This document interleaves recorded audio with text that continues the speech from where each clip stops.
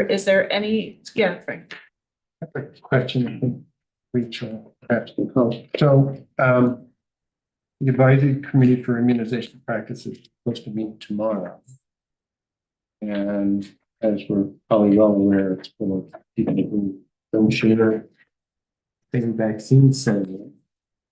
And so usually what happens in recommendations on ACIP is usually taken on by private insurers about what vaccines they might provide and for what fee.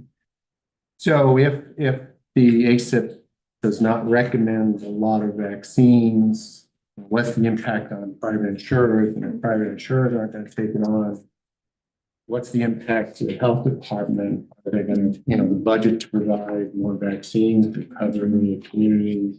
Just a thought experiment. So I'm not putting a spot, I'm just recognizing that that's potential. Yeah, there's a lot of confusion and upheaval right now on the federal level. I will say New York State DOH is keeping a very close eye on it, and I think we'll have people at the ACIP meeting tomorrow observing it. So we plan again to take our cue from them. And there is also some efforts to look at other committees that would provide evidence-based recommendations if there is a lack of confidence in the evidence-based and the recommendations that come out of ACIP. So almost like another ACIP that's not compromised, I think is kind of what. I recognize that, but I think the insurers go by what ACIP recommends or doesn't recommend. Right. So even if other American Pediatrics recommends it, private insurance say, well, ACIP doesn't, so we're not going to cover it. So would the health department be prepared to take on that responsibility? There would be some budgetary things we'd have to shift because purchasing vaccines for people with private insurance is you have to purchase everything up front and then turn around and claim reimbursement. So we have budgeted for the whole next year in terms of how much rabies vaccine to purchase, how much flu and COVID. But our general practice has been if you have private insurance, you should seek out care at a pharmacy or a primary care doctor. And we're here to sort of be the safety net for people who don't have those options. The impact from Medicare and Medicaid on vaccine accessibility, do they go the same recommendations as ACIP? I don't know. I didn't get a chance. Yes. And the VFC program includes Medicaid. So for children ages 0 to 18, we can vaccinate kids here with Medicaid through the VFC program. The adult VFA program does not. So that VFA is only for adults that have no insurance at all. So if you're an adult with Medicaid, that tips you into sort of the private, go to a pharmacy. So there's a lot that sort of remains to be seen. I think we're just keeping an eye on all the shifting recommendations. So I guess I think it'll be interesting and not a good way, but because New York State may not change their rules for schools. And then if insurances take their cues from ACIP, we may get into a super tricky situation. And as far as pharmacies go for kids, they don't vaccinate kids really except for flu and COVID. So that gets tricky too. Right. We'll be working with pediatric offices really closely too. I think we keep an eye on it because if there is a budget ask that this group can make as far as a one-time request to the legislature, maybe that's what we do. And it's just a lump sum for people that aren't insured or have low coverage, so that the county can pick that up. Because I think that in my mind is really a priority to make sure that we maintain vaccinated people here. Yeah, and also if New York State doesn't change their guidance for schools, then those kids, if they can't get the vaccines or afford them, they can't go to school after 14 days or 30 if you're from out of state. How does the funding then come for the vaccines from? Is it through the state for people who don't have insurance? For VFC and VFA, those are actual federal programs that have funneled through the state. But we order those online through our NICES, which is the New York State Immunization. So we just click order and in about 2 weeks, we get a shipment of But vaccines. funding for But that then is if we have to pay upfront for vaccines, from people with private insurance, we have accounts through, Sanofi and vaccineshop.com and, we can order private vaccines. They're very expensive, $1,000 a box for a box of 10. It really varies depending on the vaccine, but. Vaccineshop.com. Okay. So maybe we can revisit this next month if as needed, when we can see where things kind of end up. Okay, great. Jeremy. Mhm. Shared commissioners report. Okay. All right, so next Monday, as you know, the new commissioner will be starting. Or no, sorry, the seventh, I'll get my weeks. So we've got 2 more weeks. So the 7th will be the start date. And we are planning the orientation now, so we'll have a pretty robust month-long orientation to both sites and meeting all the people and making sure he feels welcome. So that's exciting and coming up here. Tomorrow is our all-staff meeting up here at Brown Road. We do one in the winter that's down at Green Street, one up here in the summertime because we've got the nice backyard. And fortunately, the temperatures are looking like they're not going to be quite as bad as they were today. We have shifted quite a bit of it to the inside, but we are really looking forward to a keynote from Laura Bellows. I have the name of it here. She just sent it over. It sounds really great. Just bring it back up. From insight to impact, designing whole health around people.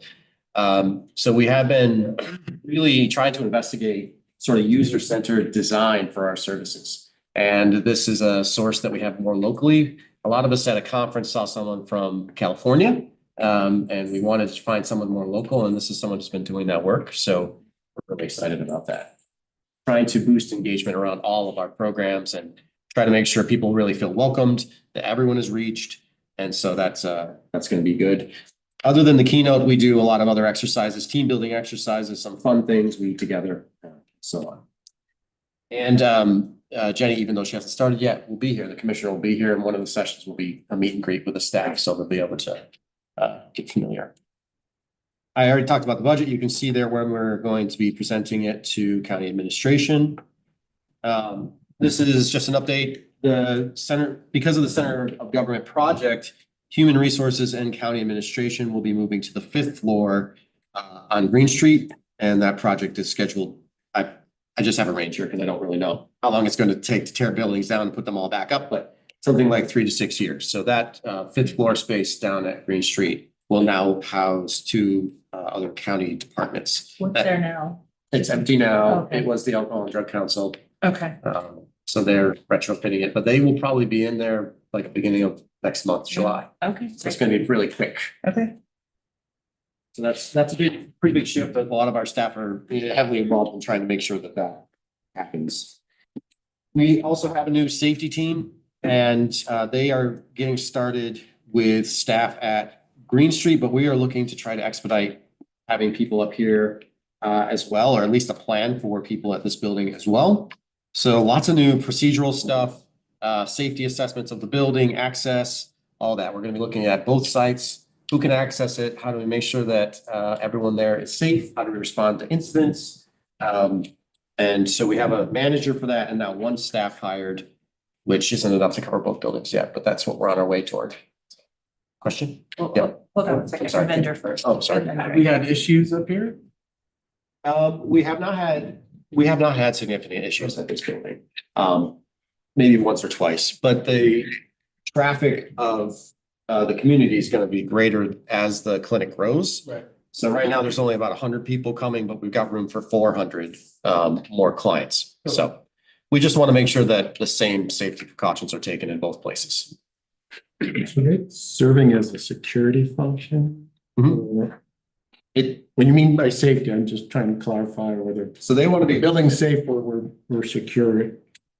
right. They started off wanting to be called security and now they want to be called safety. They really are looking at the terms that they use, the uniforms that they wear to make sure that everything is still welcoming, and yet able to respond if needed. So they will look like somebody in authority, but they're not gonna have like a full police uniform on, right? And they won't be armed. So, and the people running that are looking to expand it to the whole county. And so we are the test site to get all the procedures, policies, learn all the systems, all the cameras. And so we're getting it first. And then in the future, they'll have to hire more staff and expand out further. Okay. Which we appreciate. We've needed it, especially down at Green Street. There's a lot of activity downtown now, so we've needed it. Yeah, I think one thing we've seen too is an increase in people that are struggling in our community. At one point in our DSS building, we did have security. They were unarmed. We ended up adding some metal detectors at the entrance, as well as a little bit more security at that building. I initially was against, people feeling criminalized as they were coming in, getting benefits and services. But the feedback that I've received is that people that are receiving those services actually feel safer whenever they're waiting in the lobby. Our employees feel safer. And I think it more or less sets the tone whenever people enter the building. So we have had positive feedback on that. And I think I was at the library yesterday at a conference, and there was a lot going on. I mean, it's hot outside, people are grumpy. And there was an individual that was experiencing a hard day, and the security person was in the meeting with me and went next door and kind of de-escalated things. And his mindset is really that of de-escalation and having conversations. And so I was happy to hear that it wasn't like punitive, like we typically think of whenever we think of security and law enforcement and all that. Yeah, I've been really pleased with Jamie Arnold. He is Yeah. fully bought in. He wants it to be something that fits us. He also probably does have to have us have some hard conversations around some things, but just so he can be consistent. But he wants everyone to get served, and he will say that the first thing when he meets you, which has been great. It's not feeling very rigid. That's it for my commissioner report.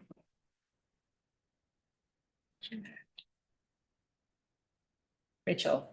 I'm sorry, I just want to say one more thing. Sorry. Jeremy, I just want to say thank you so much for stepping up into this role. You have been absolutely amazing. You've been easy to talk with, and you could really tell your passion for this work in our community. And you've made this transition very easy. So thank you so much for stepping up and being a leader. It's an honor. Thank God it's.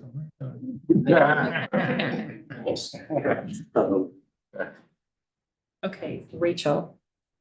Yes, for a little good news, we can say the measles cases have been trending downward nationally. The number of new cases is much decreased, so it looks like things are slowing, especially surrounding that big outbreak in Texas. So that's been reassuring. Other than that, nothing to add to my report. I did invite Michelle here from WIC. There was a little bit of a WIC budget issue that we're working through in case the board had questions about that, but we did put it in the report. Just the budget for next year is the amount that was issued was not what we were expecting, and so we had to make some last minute changes and arrangements, but it looks like we're able to work through that.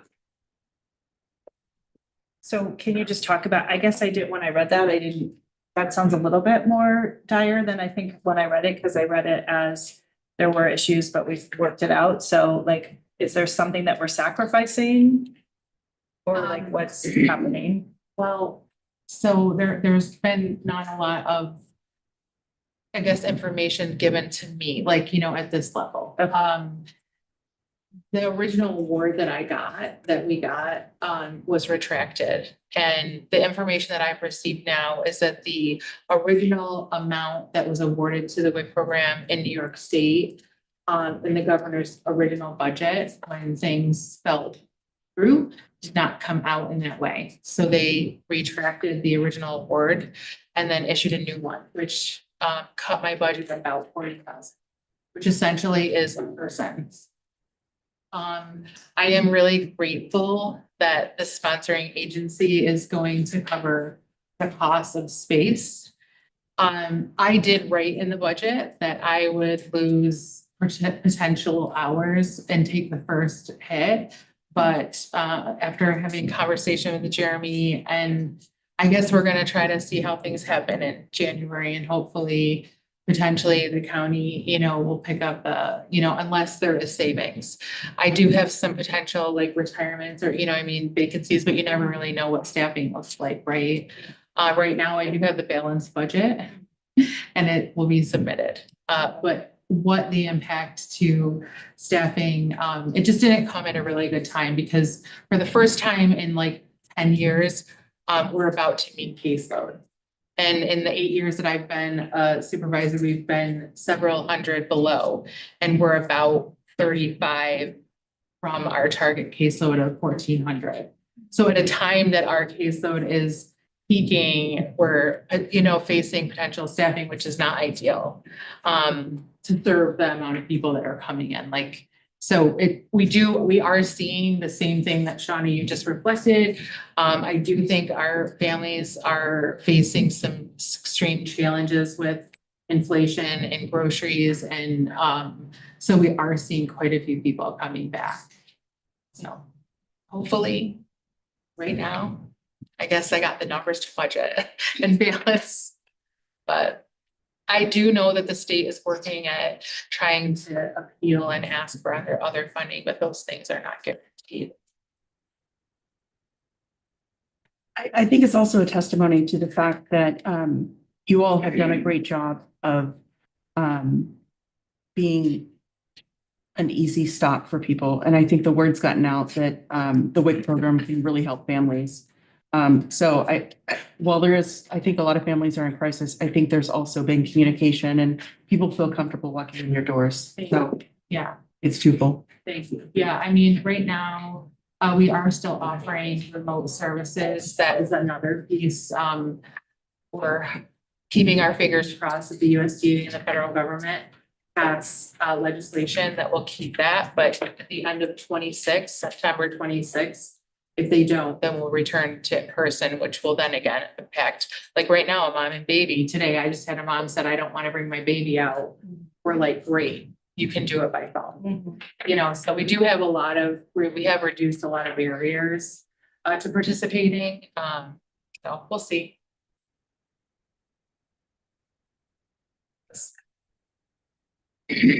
Rachel, you indicated almost a threefold increase in rabies. Is that typical eating this time? So the summertime seems to be, rabies exposure season, and most of, 85 to 90% of our exposures are bats. And it just, one of the criteria is if you're asleep in a room where a bat's found, and that it really tends to drive up our exposures. But we did have, as you saw, there was one, I think it was a raccoon that tested. Yeah, cat, raccoon. Yeah, so occasionally we have wild animals that, we send off and they confirm positive rabies, but a lot of our exposures are like, we can't confirm the status of the animal, so we go ahead and vaccinate the So person. it might be better just to say it's running 3 cases of prophylaxis versus, because we don't really It's know not that a- they're exposed. Right, Just a. yes, yes, that's good clarification. I know I dealt a lot with that. Yes. Yes. Skipping over. We have 2 yesterday. Just so in the report says rabies exposure, but we could say like potential rabies exposure. Exposure prophylaxis. Well, they're all post-exposure prophylaxis then. Yeah, I mean, it sounds like out of the 23, only one positive. only when we had the animal available to submit and came back positive, but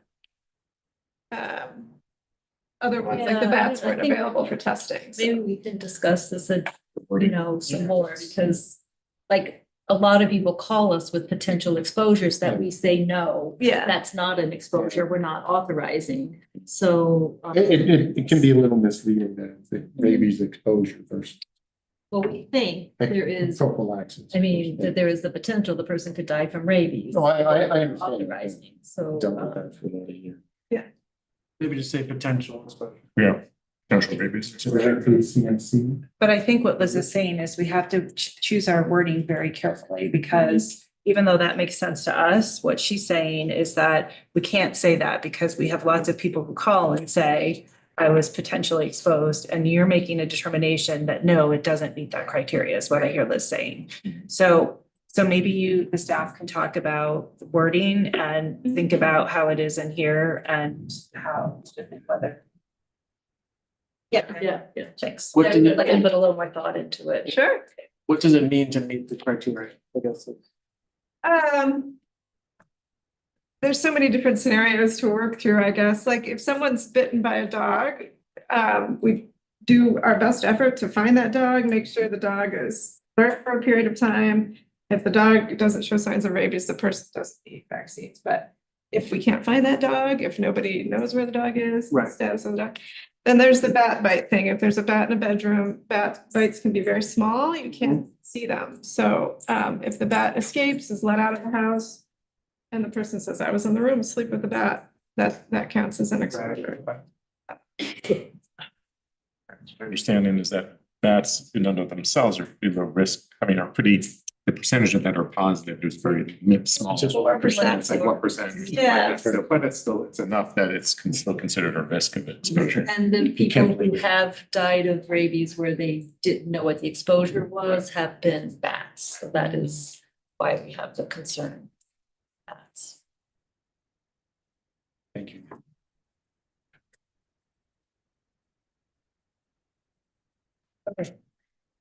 Sam. So I shout out across the department. We've had a really busy spring with community engagement and going to different community events and resource events. Probably like, I don't know, 30 or so since April. So just staff have really been dedicated to going out and being present in the community and really valuable conversations with different partners happen in just that different kind of setting and community members. And over the past 2 weeks, we've also been sharing out results from the community health survey. So I have some copies of the summary report if you'd like to speak it with you, or it's all online as well.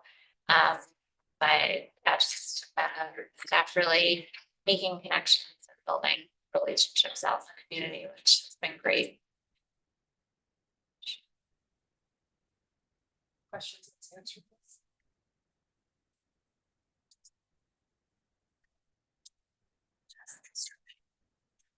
The ballooning caseload again.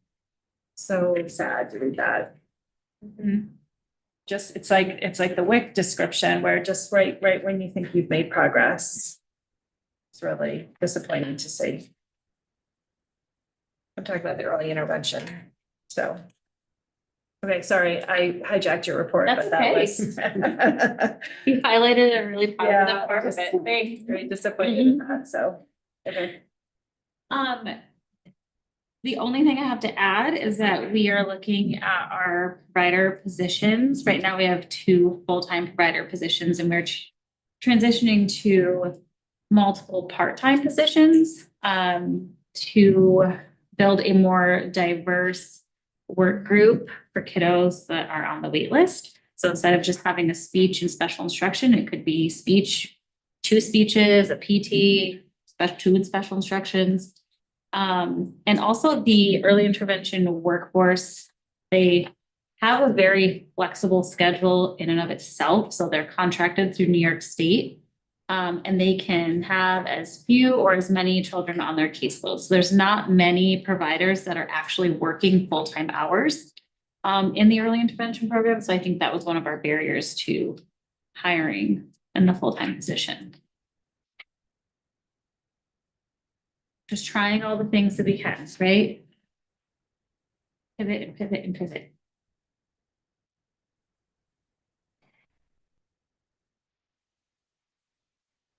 Any questions or comments on this?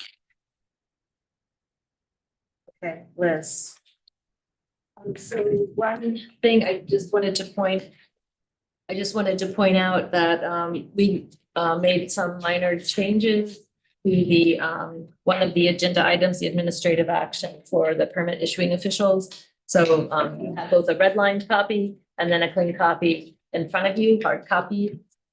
We can discuss that later. That also Holly Mosher is going to be logging in and she will be available if needed for discussions later on. She just messaged me on that. And there's a big section in my report on an incident at the Ithaca water treatment plant. Yesterday, New York State Department of Health, our regional coordinator, I think is his title, professional engineer, Don Strapellis, he came down. And Scott Freiberger, our public health engineer, and John and I met with the city of Ithaca and had a very detailed review of what happened, discussions of potential remediations, what they've done. We had internal discussions about some other things also with them. So we will be asking for a more comprehensive report on after action report, sort of identifying what happened, the root cause analysis and recommendations for future actions. So anyway, that's all I have. Right. I've done have been at Cornell for decades. I know how challenging it is, so. Right, but you guys know, staying on top. Are we gonna change the intake part, so that's not possible anymore? They have already put, sorry, yeah, a good thing to bring out. They have already drafted standard operating procedures, which were not in writing before. And developed forms. And they now have locks with, there are 3 ports outside the building. They now have locks with specific chemical, specific keys. Okay. Right, on each of those ports. We also want some other things done, better labels and stuff like that. But so they have made some changes already. Okay. That should certainly help. The incident was, we concluded, it was operator error, human error, that was partly due to being a very short-staffed that day. There was only 1 operator on site. Another one was available off-site, had to go off-site. So there's just 1 operator on site at the time, but also that was also caused by the lack of physical barriers that allowed this to happen. So. It'd be odd that you have more measurements, chemicals that they use. And put a sign, don't connect me here. Okay, any other questions for Liz on the report? Okay, thanks, Liz. And to the team again for handling that. All right, we'll go to our enforcement actions. So the first one is our draft resolution. We discussed this previously, correct, Liz? This is the one we discussed last time. So I'm going to go ahead and put it under a motion to approve as written. The first from Ravinder, second from Melissa. Liz, is there anything you want to share on this one? As a side note, Jeremy, could you send? He needs a new link. She's not able to get in on. So I'm sorry. Yes, everything you guys already heard about it, and we're very happy to receive both the payment and the signed STIP. Pull together a draft resolution quickly so we can get this matter behind us, hopefully. Okay, and just so I'm clear, you've already received the payment that's in number 1 and number 2. That was a requirement. And okay, I'm sorry. Okay, right. Oh, right. You did put payment received. You put it in 3 though. I see it now. Okay. Okay. Should we wait for Holly? She's good. Unless you have questions, I don't think you need to wait for her. Okay. Does anyone go? Do we ahead. know if he or she has opened up elsewhere in the state? Not to our knowledge.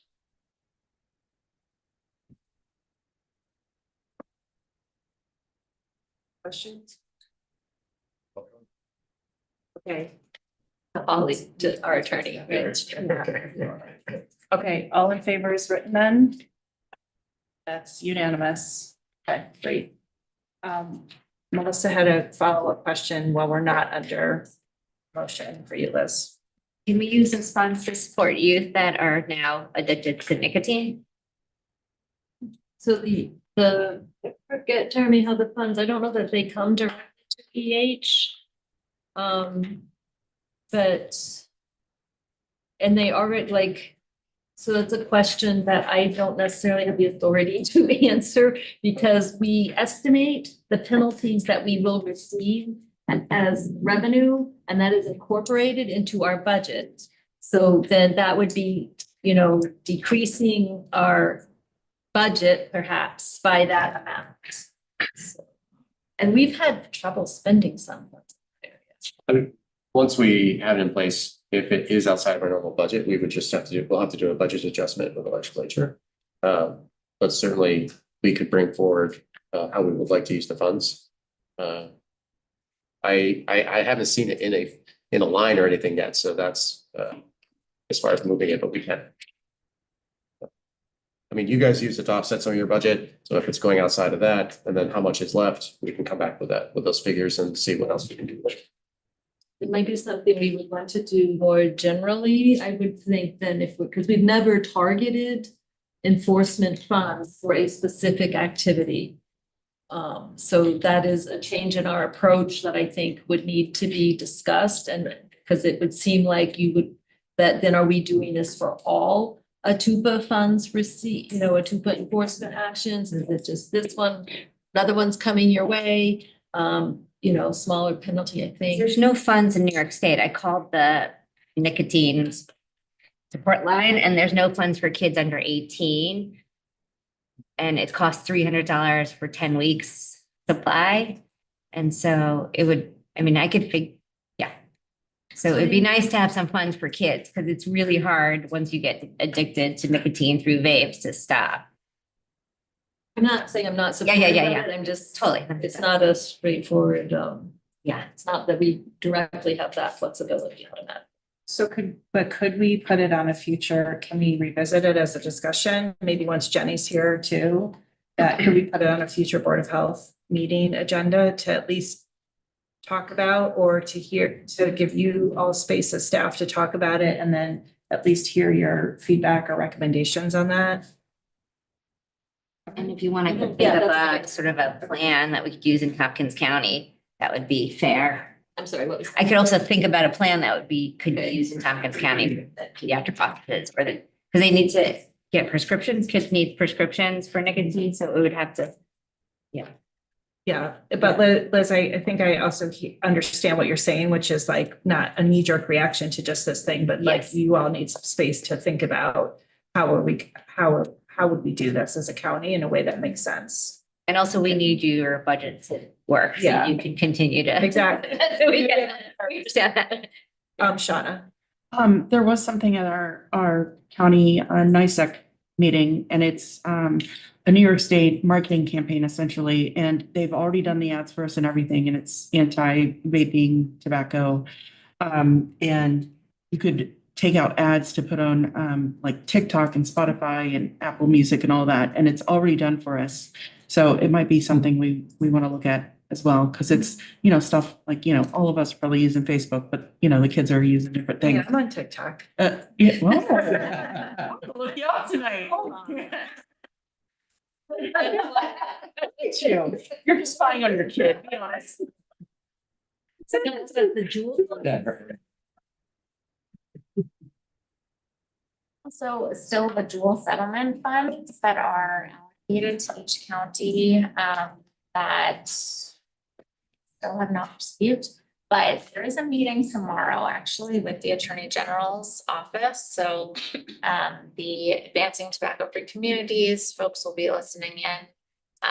So Amber will listen in and I'll try to listen to some of it too, but of course, in the midst of our all staff meeting, but we'll try to listen to see if there are any updates. We also have like a pretty robust document that we've been working on over the past year, meeting with lots of different community partners. So we can connect you, and I'm happy to add in some information here specifically about, cessation. And then there's also the whole arm of the Advancing Tobacco-Free Communities grant with, like, there's the education piece that us and Portland, you know, with Shenango are in a, grant on, but then there's also a health systems component to the whole program. And so that's really where the cessation supports come in.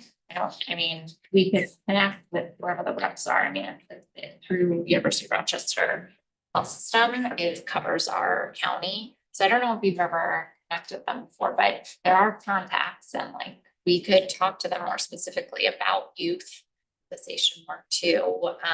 Because I'm not sure where that fits in, but it might be a so Connect soon. yeah, so let's connect on it and we'll, you know, the idea was to be ready with things that we specifically need funding for. There's some other pieces that are sort of ongoing.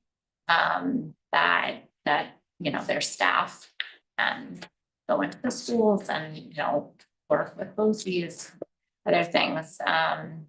But we've been trying to identify pieces that we'd actually need funding for. And if the health systems cannot cover, if that funding does not cover youth cessation, like we could build that into what we could use dual settlement funds for. And then if there's possibility of additional funds, that would be good too. But we need things that we'll actually be able to tangibly use the funds for. So hopefully the meeting tomorrow will be like, but it's been over a year since it's announced, so. Okay, anything else on this? I do really like the idea of taking the penalties and feeding them back into, you know, recovery. I think that just, it seems like a really natural cycle. Well, and it also seems like we've got a couple pots of funding too, like to really think about. So, I mean, there's a difference, but I don't know how big that pot of funding is gonna be, but if that's $100,000 and that's $10,000, like I think the staff thinking across the board about, well, what are the pots of money available? And how do we focus some of that on youth cessation would probably make a lot of sense. But I agree too, like, I think it would send a good message to say that some of this money is going back into cessation process, so. Okay, anything else? Shauna left. Okay, let's move on now to other administrative actions. So just as a reminder on the first one, before we go put it under a motion, just the board does have to approve changes to the fees, and this typically happens about once a year, those correctly. Sometimes Process. Yeah. These too early. we get these early, so just because we have a couple new board members, so the first proposal the first administrative action we're being asked to look at are the proposed fees for 2026. So I'm going to go ahead and ask for a motion to approve the fees as proposed and read. I have a first from Dr. Kang and a second from Samara. Okay, so let's go ahead and. Okay. What? This Dr. K. You're the only one here today, sorry. We only got Dr. K here. Let's go ahead and just take a look at these. So the changes are in red, Liz, just to be clear. And then I don't know if there's anything about these in particular that you want to explain or draw to our attention. No, I put some in the memo, because the staff operating costs did go up, you know, fairly significantly this year. And, you know, due to the changes in the CSCA contract. So that's a factor in, you know, our revenue to cost ratio in some of these, so in general, for those who haven't gone through this before, like kind of historically for operating fees, we sort of try to hit about 20%. And we try to, and as I stated, we get state aid on those activities. So the state is also contributing about 36% of the cost for those activities. Our plan review costs are not state aid eligible. So either we recover those costs through fees or it's through our county budget. There are some operating permit fees that are set by law, like children's camps. We have no choice in what that fee is, so we have no discretion in that. And we also, sort of look at who is the, who ends up paying the fees? For example, like in public water supplies, right? That's something everybody needs. It's not an optional activity. It's not like a restaurant, if that shuts down, maybe a little sad, but no public health impact. If a water supply shuts down, that's really significant. So we look at kind of what the, what the source of those funds are. In mobile home parks also, right? Those costs would generally be passed on possibly to the residents there. So that might be a reason why we don't go as high in our mobile home park, for our mobile home park revenue to cost ratio. And grassroots, we're still evaluating where that lands, right? Since there's still a lot of changes going on there, and their fees are, pretty significant already. So I don't know if you have other questions, things. Any questions from board members on any of the changes? Okay.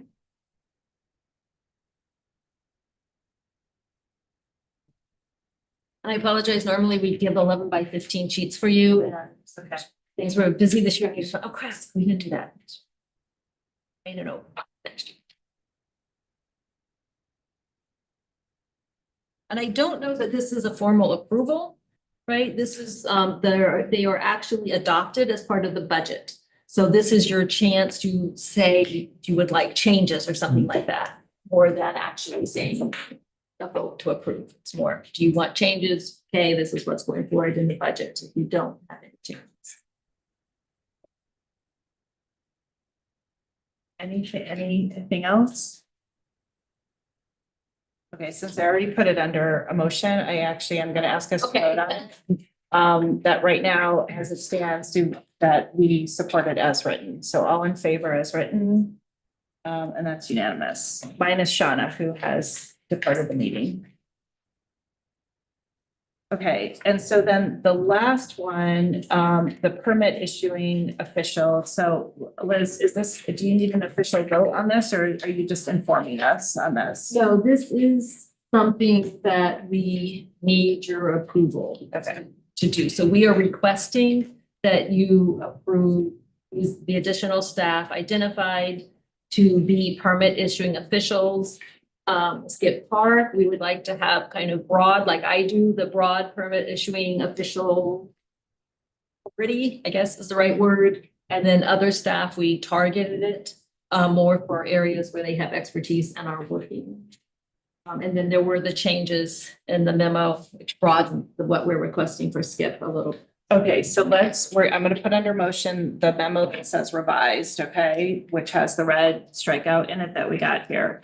So can I have a motion to approve as written? This, okay, I have a first from Ravinder, second from Frank. Okay, any additional questions or comments on this? And Holly is online if you have any other legal questions. Are we losing people or adding people or? So, I'm retiring at the end of September. That's a loss, I think. That was in my report, right? It should have been in my report. Yeah. Did you write the report? I thought I was distracted by the. Yes, I'm retiring. The end of Essentially, so some of it is just sort of like transition planning and, Brenda's been out. I'm gonna be out for a while, so it's covering, it's intended more to cover interim, more interim things that we do see, coming forward. It's also, it's like for the temporary food permits, that's almost kind of administrative because I don't really review those much now.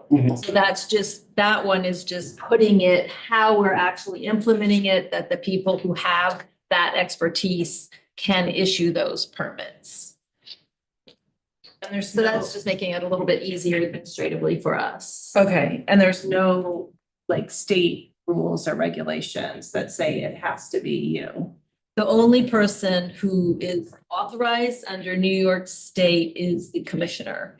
And then other people can be delegated, like Brenda Crosby and I are delegated that authority. Okay. Get So this granted is that just further authority. delegating authority, Yes. essentially. Yeah. Okay. Like And right that's why it's now, coming from Jeremy to us. it is from Jeremy, Okay, yes. gotcha. Okay. So right now, like if I'm on vacation, sometimes I'll issue permits remotely, but if I'm in Iceland, for example, then our past procedure would be that we would have to take, because our software is for EH. Brenda Crosby is not part of that. So we would have to take a hard copy of the permit, draft permit, get Brenda to sign it, right? And then actually go through the regular administrative process through our software to issue the permit. So this kind of makes it a little bit easier that if like I'm gone for a couple of weeks, then somebody in EH can actually do that internally. And we're delegating authority to particular people, not positions, right? So if this person left or somebody else wanted it, you would have to come back and get the authority. Okay. Yes, like when I was first environmental health director, I was granted this authority. It did not seem to be automatic with my title. Okay. That could be a Holly question. But that's how I read it, is it's by person based on experience, expertise, that sort of thing. And then is this the entire staff of the EHS department here that you're delegating authority to? Yes, yes, besides me. Do we have to vote on each one individually? I think we can just vote on can we just vote on, or do you need us to vote on each one individually? You just vote on memo? The whole memo, right? I think it's a whole memo. And then we would vote on your retirement. And then. All this mess. You sandwiched it between a ginormous chlorine incident. Okay, any other questions on this one? All right, everyone in favor as written? And that's unanimous, minus Shauna, who's departed. I mean, not from Earth, but location. Okay, I think that's it, right? We've covered everything on the agenda, so I'm gonna go ahead and so for another month. Thank you. Thank See you. you in July. Do we meet in July? We do, right? We do. July. Not August. Okay, right, okay. So we'll see you in July. What's that? July 7th? Oh, two. Right. All right. Everybody. Bye-bye. Thanks for the lake. You take the-